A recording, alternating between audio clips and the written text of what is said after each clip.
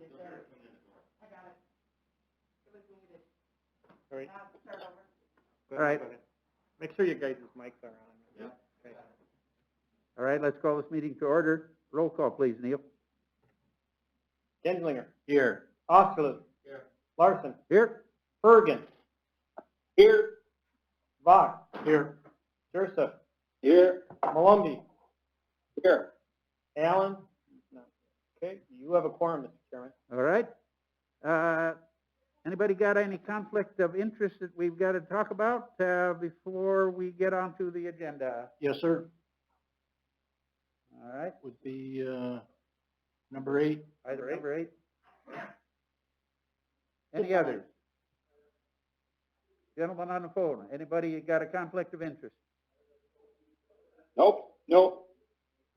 All right, hearing none, let's go on to the next. We need a motion to approve the agenda as presented. So moved. Discussion on the motion. Hearing none, I assume you're ready to vote. Neil, roll call, please. Oskaloo. Larson. Yes. Bergen.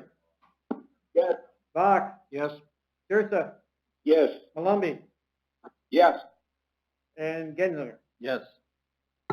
All right. Minutes of the April 13th meeting were provided in the packet of information that was handed out. Are there any corrections or additions to those minutes? Move to approve. Second. Jursa. Moved and seconded by Malumbi and Jurza that the minutes be approved as presented. Is there discussion on the motion? Hearing none, I assume you're ready to vote. Neil, roll call, please. Malumbi. Yes. Jursa. Yes. Bach. Yes. Bergen. Yes. Larson. Yes. Oskaloo. Genslinger. Yes. And in case anybody that is wondering why we're doing roll call, we have several of our members who are on the phone, so they have to be asked if they approve by roll call. Next item on the agenda is scheduled meeting for May 11th. Do I hear a motion? So moved by Bergen. Second by Jursa. All right, moved and seconded that the next meeting be scheduled for May 11th. Discussion on the motion. Hearing none, I assume you're ready to vote. All right, Neil, go ahead. Genslinger. Yes. Oskaloo. Larson. Yes. Bergen. Yes. Bach. Yes. Jursa. Yes. Malumbi. Yes. All right, the next item on the agenda is a hearing on action on establishing the boundaries and approval of the project plan for tax increment financing district number 25. Could we have someone come to the podium and talk to us about this, please? Good afternoon. My name's Don Peterson. I'm an attorney in Mitchell, and I'm representing the proposed developer, the Mitchell Area Development Corporation, with this project. I'll spend some time talking about the plan and the requirements of the plan. We also have available for comments today representatives of Shelter, Clinton Powell, who will can answer questions about the actual affordable housing development project. We have Jeff McCormick here from SPN, who should be able to answer any questions about the infrastructure that will be going into the project. And then we also have Tom Clark from Avera, who can make some comments about the overall project. Before we get started, South Dakota law requires us to have show 11 mandated requirements in the project plan to speed things along. I'm going to give you guys a copy that shows where in the project plan that you all got a copy of where those 11 points are found.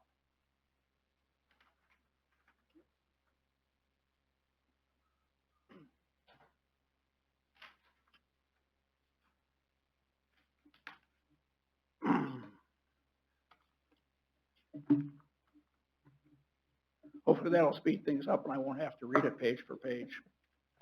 Don, that's codified in SDCL Chapter 11, is it not? Yes, it is, 11.9. Okay. Yes. In fact, 5 of them are found in 11.9.13 J, and 6 of them are found in 11.9.16. Thank you. Yep. So, this is tax increment district number 25, tax incremental project plan.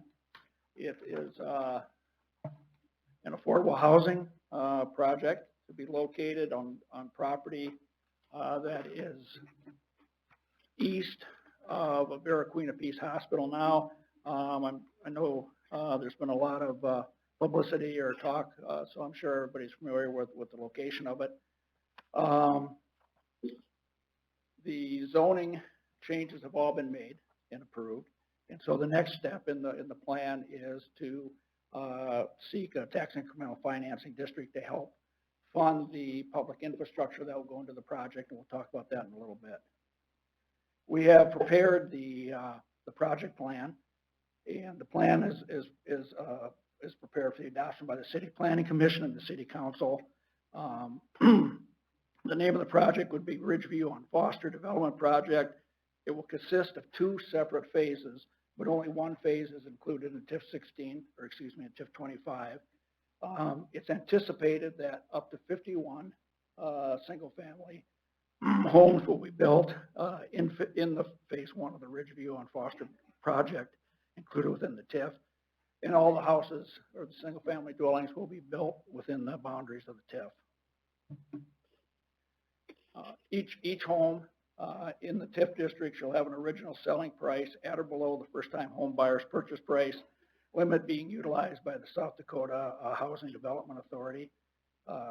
In addition, within the TIF boundaries in an area designated as Block 1 on the TIF boundaries map, that will also be developed as housing. At this point in time, that's been left open. I believe it will probably be a combination of townhouses and some items like that, but Clinton will talk more about that in his presentation. If you have any questions as I go on, just feel free and ask them. Page 4 of the project plan has the legal descriptions of the property within the tax incremental district. That's the area we'll be asking this planning commission to recommend to the city council be included within the boundaries of the TIF. There are 9 individual legal descriptions. The TIF is being utilized for site preparation, street, curb, gutter, drainage, and other TIF-related projects. On page 5 is the boundary map. The project plan is the boundary map. The area outlined in red is the area that would be included within the tax incremental financing district. State law requires that tax increment districts cannot exceed 10% of the taxable value of the city of Mitchell. The value for the city of Mitchell is approximately $929,401,580. The base value of the taxable property for inclusion in this project is $7,185, and that's because a lot of that property, or all that property, is owned by Vera, Queen of Peace, and some of it's pays taxes on, but most of it is tax exempt. The tax base valuations are on page 8 of the project plan. Don, let me ask you a question. You start out showing on page 8, district number 7 and I know we have approved a number of other districts. Actually 25, this is be number 25. Are the first 6 paid off? Is that what's going on there? Yes, right. So the only ones that count, Jay, are the current TIFs. So if you start, and then on page 9, we run through what the number of existing TIFs within the city of Mitchell and their base value. So these are the values that they were valued at before whatever the TIF project was, and that's a total of $32,367,940. And that's just to show again that our total base value will be less than 10% of the tax assessed valuation. Thank you. The amount of the TIF, if we turn to page 10, the Development Corp, acting as a developer, is looking at a TIF in the approximate amount of $4,117,208. and we'll talk about where that amount came from on Schedule 1. We're asking that fall under the South Dakota statute for financing of TIFs, which allows discretionary costs and grants to be considered an eligible TIF expense.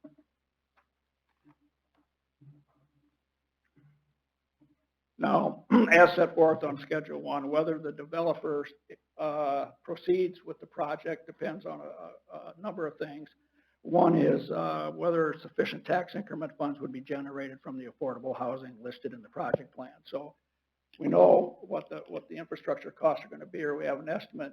The next thing we have to look at is whether or not the development, the housing that will go in there will afford or will help or will pay for the debt service for the project. And there's some schedules that we'll get to that give us some information on that. If there's any expenditures exceeding the TIF cost or the TIF amount we asked for, that will have to be paid for by the developer. We're setting this up as a 20-year TIF. That's the maximum allowed under South Dakota law to allow the development corporation to be able to retire the financing.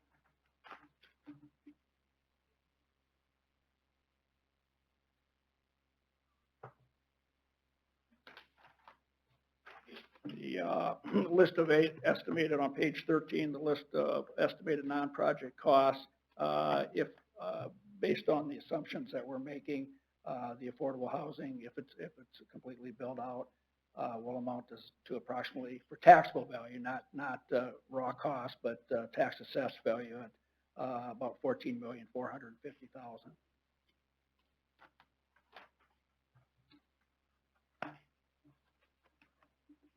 Now we get into the kind of the nuts and bolts of it.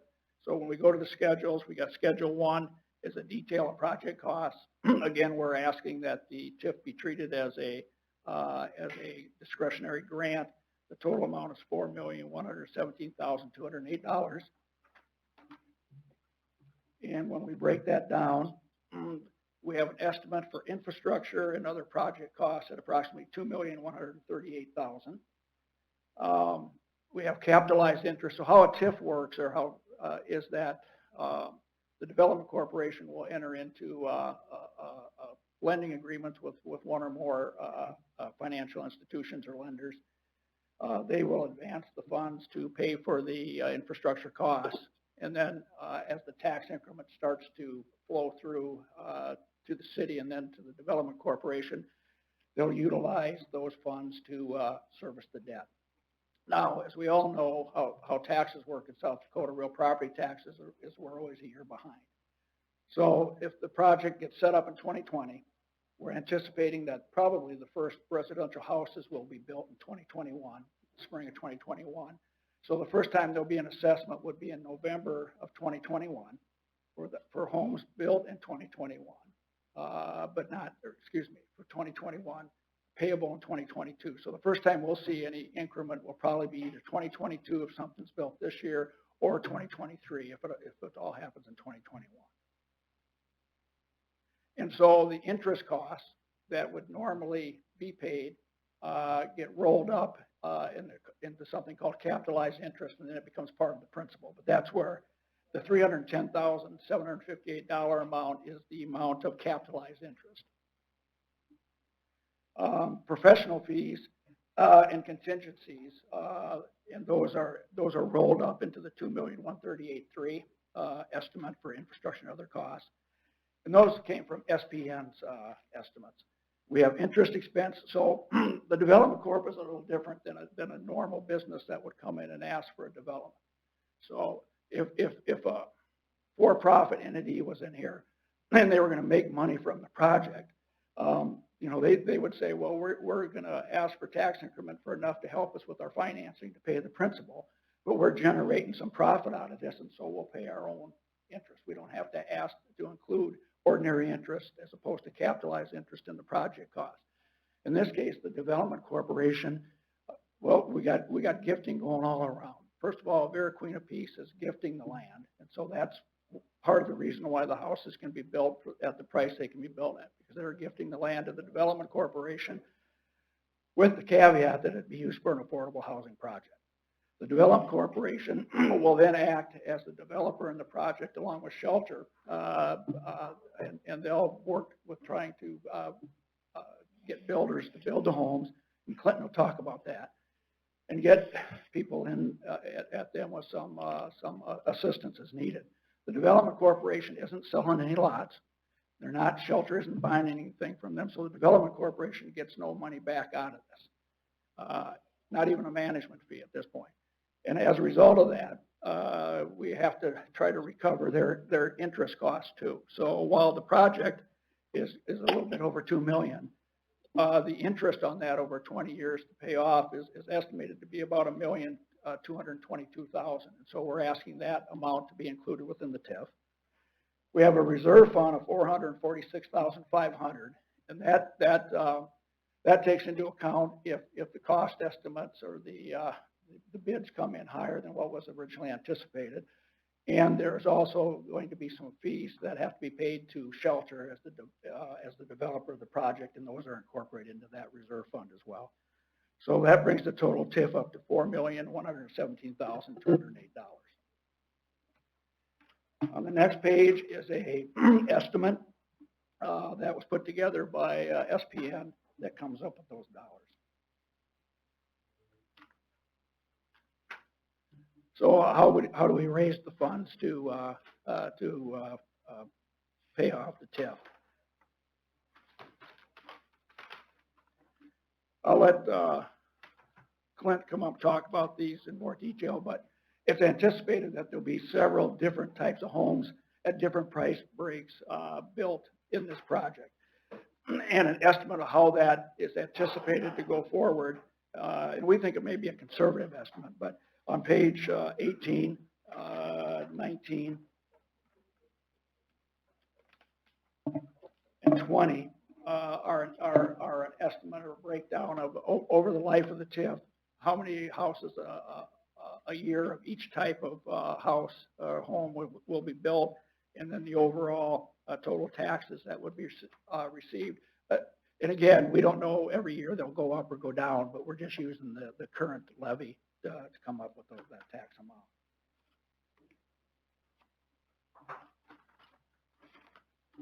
So if those numbers hold up, then the TIF will generate over the $4 million necessary. There's a little surplus in there, and so that the TIF is affordable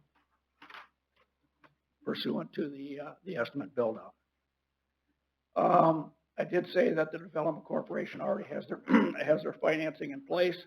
One loan is with Dakota Resources, and there's a amortization schedule on page 22 that shows that's a loan in about $1.9 million. And then they also have funding with the READ fund, and that amortization schedule is on page 23. Now these again are just estimates or projections. Once the loans are entered into, the real amortization schedules will be done. The interest rates are correct, but we had to plug them in this way. It may be different once we know how much we have to borrow from each entity.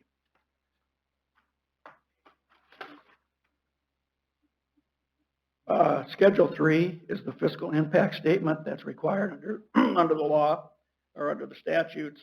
The property will have improvements when at the completion to be valued for taxable purposes at about $14,450,000. We were using the levy that it is this year at $17.585 per thousand. Tax increment will start to be collected in 2021 and end prior to 2040.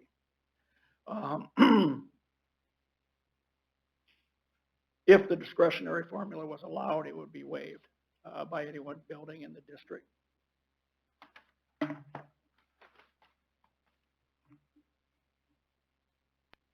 The total fiscal impact on the taxing districts during the life of the TIF will be that estimated $4,229,000 or $230,000.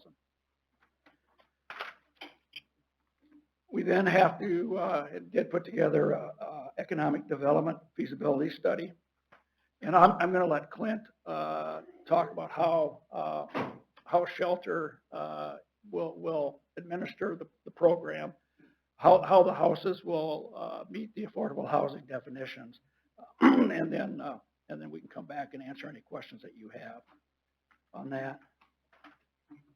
I do know this, the state of South Dakota, the South Dakota Housing Authority establishes criteria for affordable housing, and right now that criteria for first-time home buyers, and that's what we're going off of. And right now for Davidson County, that's approximately $270,000 is that price paid. All of our homes are predicted to sell for less than that.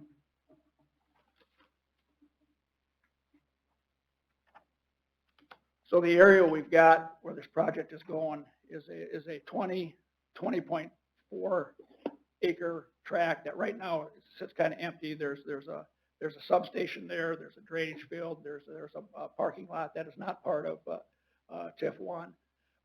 That property will also be gifted, or is planned on being gifted to the Development Corporation by Avera once Avera's need for the hospital is no more. So that will happen then. So we've got an open area there that isn't really subject at this point in time without a TIF for development. And this, in fact, is a but for TIF, is that if the TIF doesn't go into but for the TIF, this project wouldn't take place. You can see there's a lot of infrastructure has to be put in there. There has to be drainage, and Jeff can answer questions on that. There'll be streets put in, and so the way that it's laid out right now, it's not subject to development easily, and so the TIF will help that happen.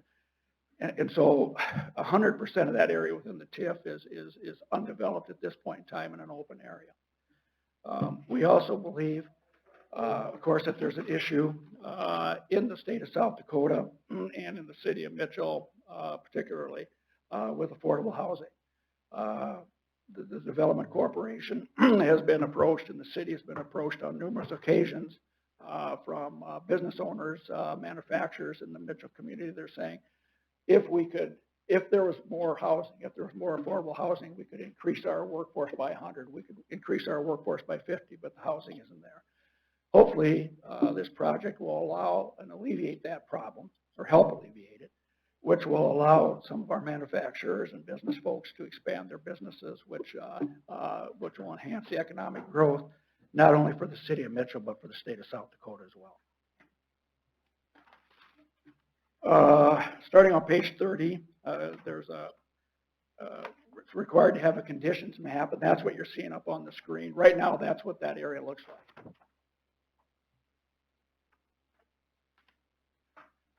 Page 31 is what it will look like without houses on it, but at least how the lots are technically laid out, so you can see the various lots and phases of the project. The area is now zoned properly. That has taken place. And that final attachment 3, is a zoning map which shows the changes in the zoning that have taken place. So with that, does anyone have any questions of me? And if not, I'll pass it over to Clint to kind of talk about the project itself and how the economic development portion of it.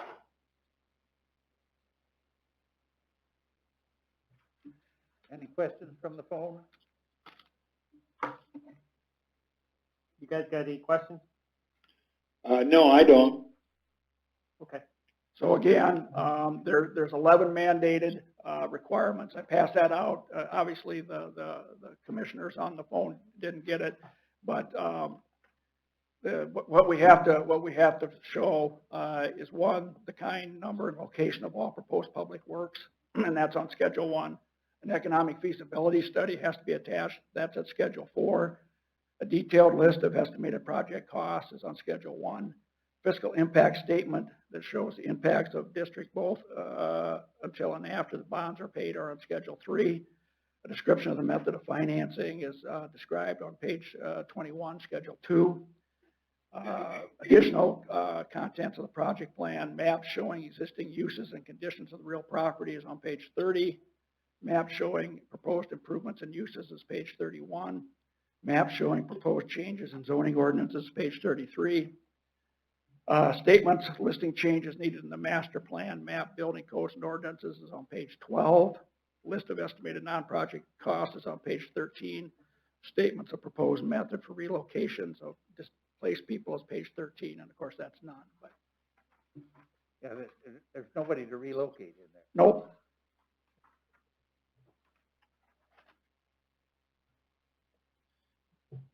Any questions? So if there are none, I'll ask Clint to come up and talk a little bit about the project. I've got a question. Okay, Yeah, this is Doug Malone. Where in these costs does it tell me what Mr. Powell or Shelter or what does that group make on this? Well, Doug, I didn't hear the end of that. He wants to know what they make. There will be a Shelter and the Development Corp are negotiating fees on that as we speak. There'll be a developer in addition to the project plan, assuming that it's approved at both the Planning Commission and the City Council. The next step is that the Development Corporation, the City of Mitchell, enter into a developer agreement, which has the assurances of how the financing takes place, et cetera. The Development Corporation will enter into an agreement with Shelter that'll set forth the fees paid to Shelter and things of that nature. Doug, there are kind of stop signs or places built into this that step one was to get the zoning done, which has been completed. Step two is to see if a tax increment financing district can be established. And as those things are going on, we're negotiating with Shelter, and the city and MADC are working with Shelter at putting together the guarantees on payments or what fees Shelter will pay. And so that's all still working. Thank you, Don. Yep.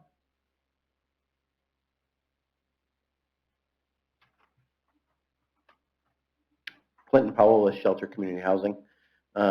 To touch base, I guess, a little bit further on that question. Shelter is a 501c3 nonprofit organization. So as we continue to talk with the Development Corporation about what that looks like, I mean, the goal really is to make this project from the Shelter side 100% revenue neutral and to only cover operating expenses basically for what Shelter is doing within that development agreement. And so that's really the goal, I guess, as Shelter continues to move forward of what we're trying to do. So talking a little bit, I guess, about the project in general, we've of course talked about the single-family homes. Mitchell Development Corporation, of course, has had discussions with Mitchell Technical Institute about donation of the 8 lots along 8th Avenue to allow the students to continue construction on those. If you look at how the increment calculation was done and some of the valuations that were placed on lots, one of the things that makes some of those calculations tough to do at this point was, number one, since the final builders haven't been selected, you have to be really conservative on some of those numbers, in our opinion, and how you build that increment. And so that area along 8th Street is a good example right there, with Mitchell Tech having not identified fully what their floor plans will look like. When you look at the valuation, the taxable valuation that was put on those lots, it was intentionally depressed just because we haven't made it through all of those details with them at that point. And so that also carries over into what you see for taxable valuation on Lot 1 or Block 1, excuse me, as well as Lot 1 of Block 3. Those two areas, specifically the corner of Foster and 8th, since the the design development hasn't been completed there. There was an increment value that was stuck on that area, as well as the townhome area of Block 3.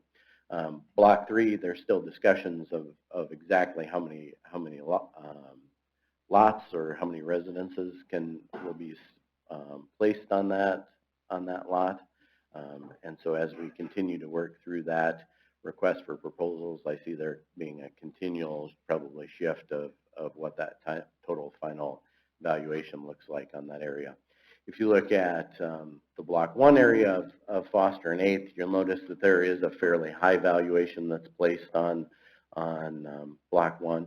Not necessarily because we fully anticipate that full amount of increment will be generated by Block 1, but just because we felt confident that the entire development, we'd gone conservative enough on the number that we placed additional increment on Block 1 that we intend to probably redistribute to a number of those residential lots once we start to get clarity there. But it made more sense to us, I guess, to stack that in Block 1 a little bit so that we knew where we were from a projection basis, and it made it much easier to move increment around as we get closer to actually making it to a development. So overall, I guess that's how part of that financing plan came in. When you look at the build out rate that's shown in the plan before you, an awful lot of the build out is projected around approximately 12 residences a year, which is some folks will tell you that's really aggressive, especially based off of past new construction building permits. And one of the things that I'll say along those lines is I totally agree. If we justify 12 new construction starts based off of past experience in Mitchell and what we actually see for building permits that are pulled, 12 homes a year is incredibly aggressive. But when we start to change our concept a little bit away from the fact that we're basically just replacing homes here with what we'd see constructed in other places of the market, it really, in a lot of senses, is a false trade-off. The homes that are envisioned for Ridgeview on Foster and their final construction price and final monthly price to the homeowner really isn't comparable to a new construction build for the vast majority of these homeowners. And so if we start to compare the market rates and say that, well, if Mitchell in the past is only constructing 25 new homes a year, then aren't we kind of coming in and flooding the market and totally changing the dynamics? And in my opinion, not necessarily that's true. That's a false premise, because the valuation or the monthly price that you're going to see in Ridgeview on Foster just isn't competition for what we see for new home construction that currently happens in Mitchell. And so it's not really an either or. It's a, hey, in the past we've seen these 20 new home starts in Mitchell. We'll continue to see those 20 new home starts in Mitchell, plus additional development caused by Ridgeview on Foster. And so that's something that we believe really strongly in, and that the data continues to support when you look at financial median income of our households here in Mitchell, of a gap of single family ownership in a certain income level that exists here in Mitchell, where we have a fair number of folks that are basically stuck in the rental market to some extent because they can't roll over into single family ownership because there just isn't that capacity within the existing home market within the city. So that's really where that build out rate comes from. We also continue to be really optimistic that's actually potentially a little bit low, just based off of the amount of interest traffic that we've seen, as well as web traffic on our side that we've seen of folks that have specific questions about what's before you here today. We feel like the 12 home construction a year is more than achievable. So that's a little bit on that portion. Specific questions, things that you guys would like to talk about that's in the plan that I can address? Questions, anyone? Yeah, question on the, block one, the appraised value. It's listed at $4,200,000. That is extremely high, isn't it?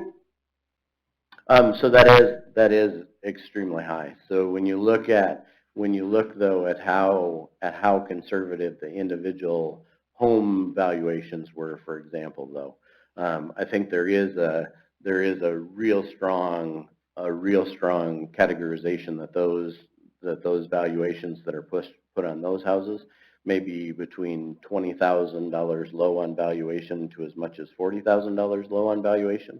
And so you could actually see $1 million or $2 million worth of that increment that's currently located on block one actually shift into other portions of the development itself.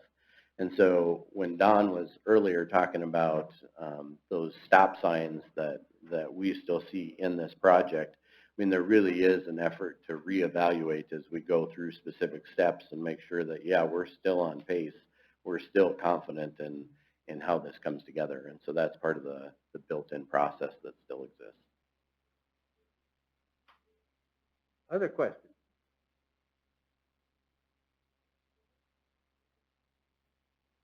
If not, are we ready to talk about infrastructure that needed? Unless you have some more, Clint. Nope, I'm good. Thank you, guys. Appreciate it.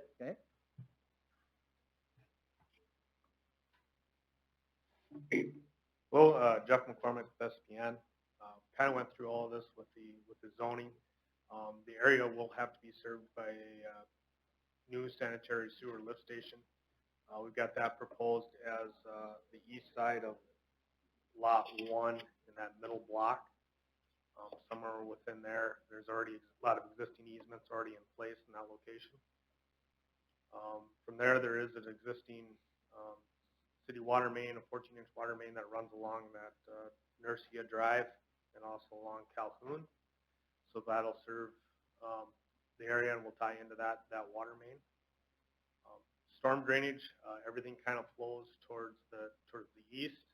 The reason we included that one undevelopable lot that's actually the city of Mitchell's lots is in case we need to make additional storm drainage improvements within that area or some type of detention improvements. We've got that parcel included within the TIF for that purpose. We did just recently complete the topographic survey of the area. We did find that there is some storm sewer that runs along the south side of this property. So we may be able to incorporate some of that. That's evidently was a private line, I'm guessing, that was done by Avera because it's not on any of the city storm sewer maps. So we'll have to make sure that it gets included in easements, and it may help some of the residents' concerns about those back lot areas draining. We can maybe incorporate some drainage into that existing infrastructure that's already there. Other than that, there's a lot of other storm sewer that's gotten through the parcel that we talked about previously as well. Okay, let's go back and talk about, I have a couple of questions on that, Jeff. You're talking about perhaps that lot that's showing there of lot R2A? Yep. That's included, that's where you're thinking maybe you'd need a dense basin? Well, that's where, right now, that's where all of the storm sewer dumps into that Okay, ravine. that's in that draw right there. Right, yep. And then it's got a storm sewer that heads north out of there to Firesteel. Okay. So depending on what we find when we get into the final design, if we need to make some improvements to those outlet pipes, do some different things within that area, that's why we included that with the TIF so that it's included with any improvements we may need to do. Okay, and then the other one that you mentioned, that's not on city maps, that's a storm drain. Yep. That has to be located between, down there on North Calhoun Street, lot number 1, and then the lot 25 on Bridle Drive. Is that where it starts? Yes, yeah, it's on the Avera side from what the surveyors told me. I haven't seen it on the map yet, but there's a series of some storm sewer inlets running along that east-west property boundary. And it flows then to the west? I believe it flows to the east and goes into the storm sewer that's on Calhoun. There's some storm sewer on Calhoun that dumps into Okay, So, one way or the other, whether it makes two rights to get to that same basin or it makes two lefts go in the other, they all end up in the same spot. But, I don't know, I just know it's there now because they found some manholes and were pulling information on it.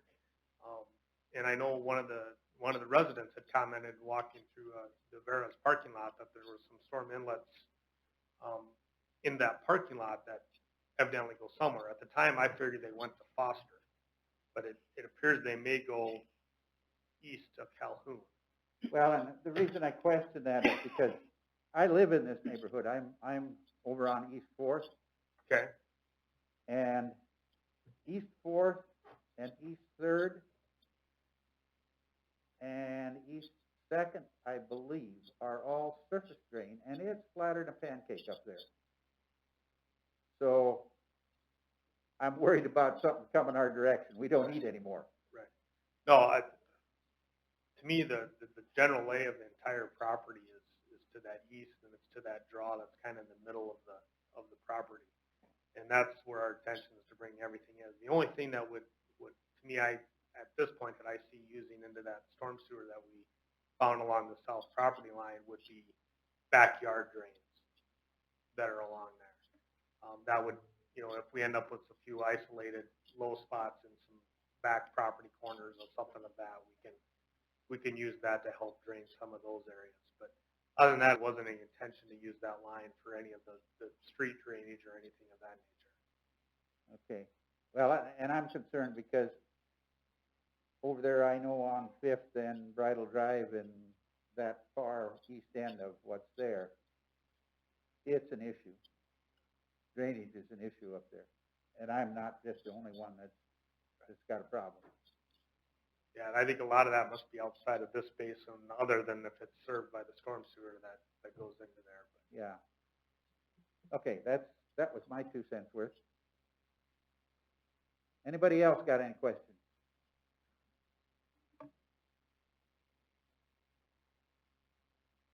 Water is no problem, you've got plenty.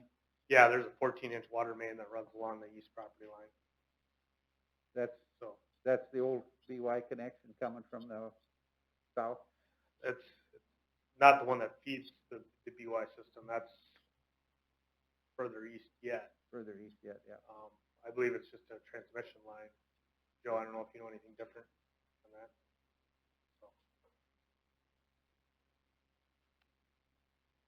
Anybody else got a question? Yes, sir. On the list of, it'd be on page 15, it's got number one, it's mobilization for 150,000, and the last one, incidental construction for 195, I believe it is. Can someone explain what those two entail? Mobilization, typically we're running around 8-10%. Usually for the contractor to have his insurances, bonds, mobilizing to the site, and any other the things that the contractor decides to place in there. Incidental construction are items that I haven't discovered yet, based on the fact that we were in a preliminary design aspect. You could consider it additional contingencies if you'd like.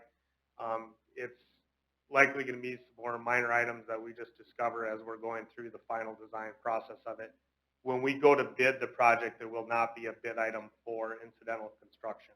We'll have incorporated it into other items. But and this one is a pretty detailed estimate, but I mean, right now we've got 44 items listed there. When we go to actual bid, it might be 60 items or more.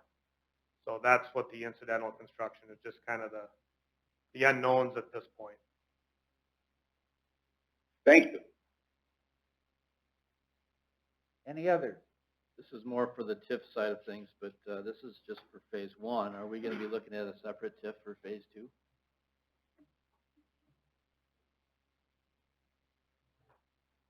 Unknown at this point. It would depend on how much the infrastructure there, but at this point, because we don't know when that will actually occur, because it won't occur until the hospital's done utilizing the property. So it may be a second TIF may come, but at this point, it's unknown. Now, correct me if I'm wrong, but my understanding here is that all the infrastructure that we're talking about, water, sewer, storm sewer, curb gutter, et cetera, will be done before we start to build. Is that a correct assumption?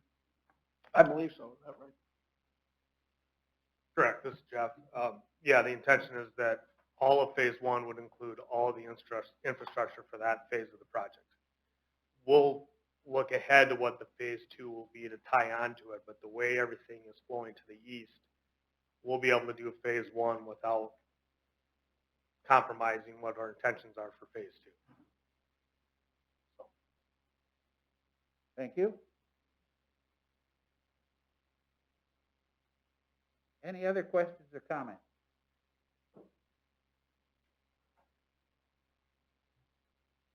Jay, if there aren't any on the TIF, then I'd ask that Tom Clark is the CEO of Avera, the party that started this transaction with the proposal for the gift. So I'd like to have Tom come up and just say a few Okay. words. And that'll be fine, but before we do that, I think we need to, because we do have a number of people that are listening to this. And I don't know if anybody came into the Corn Palace where there was an opening. We would like to open this up for any questions that any of those folks may have on what has been discussed so far.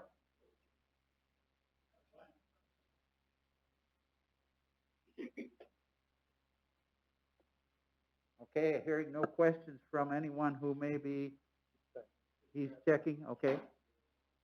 You might also you can come online or phone, but nothing so far. Still get something, let Okay. you know. All right, go ahead, Mr. Clark. Thank you. Tom Clark, Regional President with Fair Queen of Peace. I just thought it might be helpful just to circle back to conversations that we had at the beginning of this process when we were here talking about zoning, just to put back into perspective the value and the need for this project. And as community leaders, we're all called upon to craft a vision of where we want and need it to go as a community, and then develop and execute a plan and how to get there. And many of us were involved in the recent community-wide planning exercise, which brought forth the Forward 2040 plan. And I know you are well aware that one of the key needs identified through this extensive process was the need for attainable housing for middle-income workers. And why is this such a need? Local businesses have shared that they have a capacity to add at least 180 jobs. I've also heard that number up over 200, but struggle to retain and recruit these workers due to the lack of this type of housing. At Avera Queen of Peace, we currently have 34 job openings that we can't fill, most falling into this category of middle-income workers. It's not hard to understand the positive impact these jobs would have on the local economy through new customers for local retailers and restaurants, new students for our schools, and a broadened property tax base, which helps keeps everyone's taxes lower. As a leader, I think it's important for us to talk about these big picture realities and opportunities driving this project, as sometimes they can get lost in the noise. So I've mentioned before, I commend many of the homeowners of the area who have sat with us in good faith, not opposing the project per se, but genuinely trying to understand how it works and what it means for the surrounding areas. Through this process, we've been challenged to go back and talk to the homeowners who had concerns with the proposed plans, and we have done that. We're now ready to take the next step in making this project a reality by getting the TIF approved to finance the infrastructure. I have one final point I'd like to make as I wrap up my remarks. You know, it was the original intent for the hospital to eventually relocate to this site. And under no circumstance can I imagine that what we're proposing here is not a better, more suitable use for that property, as opposed to the impact of an expanded health campus would have on the area relative to use, aesthetics, traffic, etc. We need this workforce level housing in this community if we're going to continue moving forward. This is the mission moment for Rivera Queen of Peace on many levels. It allows us to be a good steward of the resources that God has blessed us with by leveraging this land for the greater good of our community. It also allows us to work in partnership with others to achieve something together that none of us would be able to accomplish on our own. And it allows us to live our value of hospitality by creating homes and opportunities for the families that will inhabit them. It was the right move for Rivera to decide to stake our future at the Grassland campus along I-90. And it is the right move for this community that we use this gift from Rivera to address the critical attainable housing shortage by developing housing in the area that is already residential. We have walked the extra mile to make sure this project, as proposed, blends with the entire area. This is the right use of this land, and I encourage you to support our efforts by approving this TIF request. Thank you. Thank you for your comments. I have a comment from Okay. online. Pam Batke, if the developer agreement is still being negotiated, are those costs not in the TIF? If not, who will pay them? I think Don can answer that. Well, I can try. I'm not exactly sure what cost she would be referring to, but so if she's referring to costs that shelter may have, and those are built into the TIF, that's part of that reserve fund. So all the costs that we're aware of for this project are built into that plan. There wouldn't, unless they came back with a way over the board different bid for some of the construction work that we'd have to come back for. But I think we've included everything, and hopefully the TIF amount is less than what we're asking for, because as Jeff said, he's got things built in there that may or may not happen.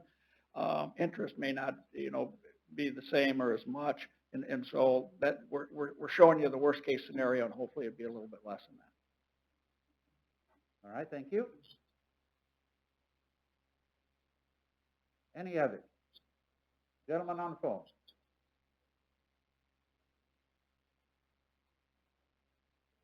All right, hearing You guys none. still there? Yep, still here, no questions. Okay, Didn't want to lose you. okay. Any other questions from the audiences? And I say audiences because there are more than one here. How about the city guys? I'm sure you've been involved in some of this infrastructure stuff, haven't you? Pretty extensively, I would guess.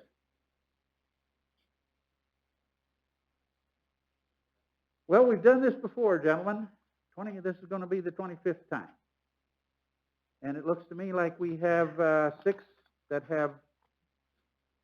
have done well, and it looks like the rest of them are coming in as we had anticipated. And I think if the mayor had any concerns about any of that stuff that is already out there and flowing and going, we would hear about them. Is that correct, Mr. Mayor? It is. So it looks like we should probably give it a shot or make a decision to send this on to the council with a recommendation. And that's what I understand we need to do. Yeah, basically, by the statute requires you to establish the boundaries, which would be on page, As shown on that map. yeah, page, just so that you know, just as a refresher, I believe it's page 4 is the legal description. Yeah. Yep, of the project plan. And then obviously adopt the project plan, and then the council is scheduled to hear this on its next meeting on Monday. Okay, Mr. Attorney, do you have any comments? Nope, nothing additional. It all sounds accurate. All right. Is there some more discussion before we're ready for a motion? Hearing none, we are ready for a motion. We have 2 things that we need to do. Put them together if you want. And I believe we can put them together if we want to. Is that not correct? The attorney is shaking his head yes. So I guess we're ready for a motion. Do I hear one? I'll move to approve, setting the boundary and recommending approval to City Council. And the plan too, plan approval. Correct. I'll second that, this is Fergus. Okay, All right, it has been moved and seconded that we, set the boundaries as described, that we approve the plan, and that we send it on to the city council. Is that what everybody has heard here? I see some nods. You guys on the phone, is that what you're hearing? Yes. Yes. All right, is there further discussion on that motion? Hearing no further discussion, I assume we are ready to vote. Neil, it's your turn. Oxley. Larson. Yes. Bergen. Yes. Jursa. Yes. Malumbi. No. And Genslinger. Yes. And Box is abstaining. All right, 6-0. 6-0. 5-1. 5-1. Excuse me, sorry, Doug. Thank you. And an abstention. All right, further discussion on this is done. We are going to move on to number 9. And welcome back, Mr. Box. Thank you. Review of and action on plan PATA barbecue at 808 North Sanborn Boulevard. Review prior to May 1. Okay, Neil, talk to us about this. Well, this has been before you a couple times. The owner of this facility is available by phone, obviously, and I did put the plans that he had submitted previously in your packets. This might just refresh your memory. Previously, you had approved him in last fall, and then he wasn't going to open in, I believe, January, February. Well, then once the virus kind of hit, then he hasn't opened up at all since then. However, his intention is to open. When I talked to him or been corresponding with him, that once the things get better, that he does intend to open. So I guess the question is you just want to, this is where you want to go with it, and you had mentioned that you wanted it reviewed by May 1st. So. Okay. And we haven't had any issues. Yeah, this traffic-wise is on or the anything. corner of Sanborn and Haven. Yeah, we haven't had any. I think the reason why we tabled it, or not tabled it, but asked for it to come back was due to public safety concerns about traffic through there, and I don't think any of that has come to fruition. No. All right, so do I hear a motion? Are there any comments on this item? Permanently? I'll second that. Right. Yep. He moves. And Yep. whatever, yeah. All right, we have a motion to move and to approve this with no further reviews deemed to be necessary at this point in time. Is there discussion on the motion? Guys on the phone, do you have any issues? No issues here, Jersey? No issues? All right. Neil, let's go roll call. Larson. Yes. Oxley. Yes. Fox. Yes. Malumbi. Yes. Jursa. Yes. Bergen. Yes. Genslinger. Yes. 7-0. All right, motion's carried.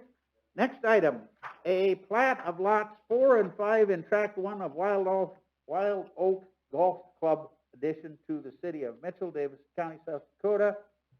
It looked like that is following the preliminary plan and et cetera, et cetera. Just so that once you see this before, on page 49 is an aerial. From what I was told is that it's a possibility that it's going to be a pretty good-sized house. And Neil? Excuse me, can you speak into the mic? I know I have a comment saying that they might not be able to hear. Okay, just on page, where did my page go? Page 49, it's a possibility that the house may go over a property line just because of the way that lot is designed. So I just wanted to bring it to your attention in case at some point you may see one house out there.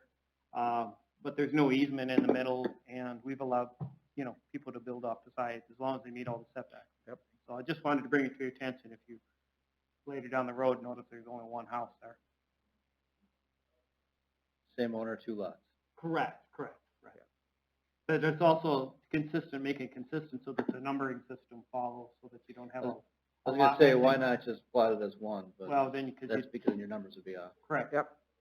Okay. Mhm. Yeah, these people don't, they get a little excited about that Yep. once in a while. Move to approve. I'll second. You're too slow, we already had one from the table. Okay. All right, we have a motion and a second. Is there discussion on the motion? Hearing none, I assume you're ready to vote. Neil, your turn. Fox, Yes. Ostfeld. Larson, Yes. Genslinger, Yes.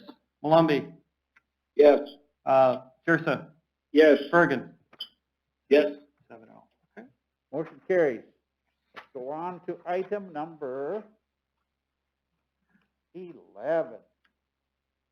Hearing and action on ordinance that changes the zoning district classification of the real property described as Lot 11A, Tract L of Wildwood Golf Edition in the southeast quarter of Section 23, 10360, Davidson County, South Dakota, from CN Conservation District to R4 High Density Residential District. I would put your attention to page 53 of the council pack, or the planning commission packet. You would see there's an aerial there. You may recall, we just had a plat there a couple meetings back. Well, and now this is the process of rezoning it to make them consistent. So 18A is part of the golf course, and lot 18 is R4 to make it, so basically now this is to make it the same Everything's zoning. going to be R4. Yeah, make 18A R4, so that's the process. And then I think later down the road, there probably will be an annexation coming at some point. But this is the second phase of this project. So he's going to have, Mr. Peterson is going to have quite a bit bigger lot there, I would guess, is what's going to happen. Actually, he'll have 2 lots, 18 and 18A. Is there any discussion or issues that anyone knows of here? You got a copy of the plat. The plat's just there as a reference on page 54. That's just, you're not approving the plat, you're just approving, that's just there The for. plat's been, It's already done. I Yeah. just put it there for your own information, so. hearing none, we are ready for a motion. Move to approve. Second, Jurza. Moved and seconded. Is there discussion on the motion? Hearing no discussion on the motion, Neil, it's your turn. We're ready to vote. Ostfeld. Yeah. Fox. Yes. Enslinger. Yes. Larson. Yes. Malumbi. Yes. Jursa. Yes. Bergen. Yes. Motion carried. Item number 12, hearing and action, an ordinance that changes the zoning district classification of the real property legally described of section 37, 10360, platted various, City of Mitchell, Davidson County, South Dakota, from highway business to industrial. Okay, if you want to direct your attention to page 61 of the council packet, that's the aerial. It's been identified there where you see the HB party that wishes to rezone it from 200 feet of the west, 250 feet of lot IT3 and lot 3 in the northeast quarter. Which would be, and you can kind of see what the zoning is of the area. Part that's written out there is industrial. That's obviously performance pet. And then you have on the HB side, on the other side is Ponderosa storage units, and then obviously the park, and then Northwestern's property would be towards the north. So Mr. Baffey is here if you've got questions of him. The owner. You want to talk to us, or? I don't have anything further unless you have any questions. I was just, guys, just telling you Jeff is here if you've got questions of him. Jeff Baffey. So what was your purpose of rezoning? Future development. You have no plans of it? We have some, we've had a couple of interested parties in the property, but what we want to do there doesn't fit with highway business without a conditional use permit by going industrial, which is the same as what Performance Pets is. It opens the door to more businesses.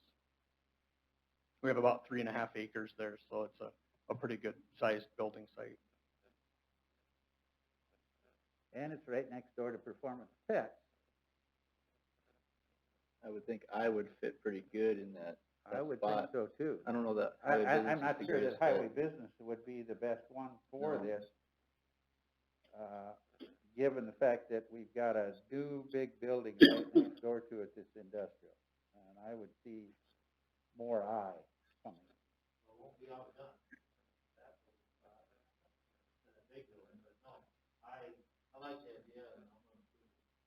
Is that a motion? Second.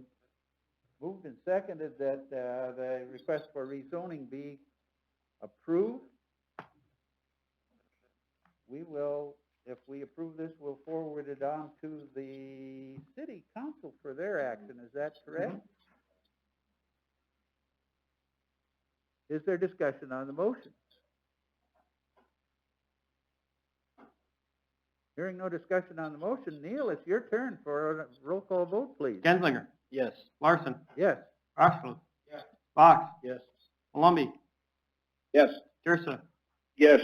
and Fergus. I'm sorry, guys.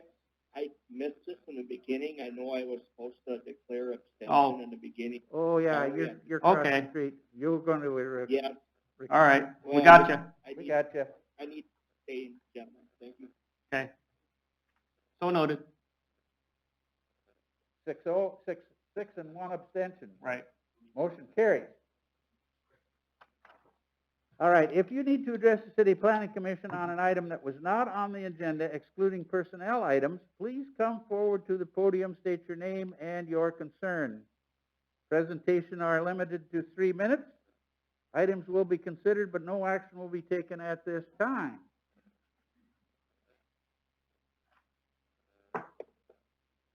Hearing none, is there any other business to come before this body at this time?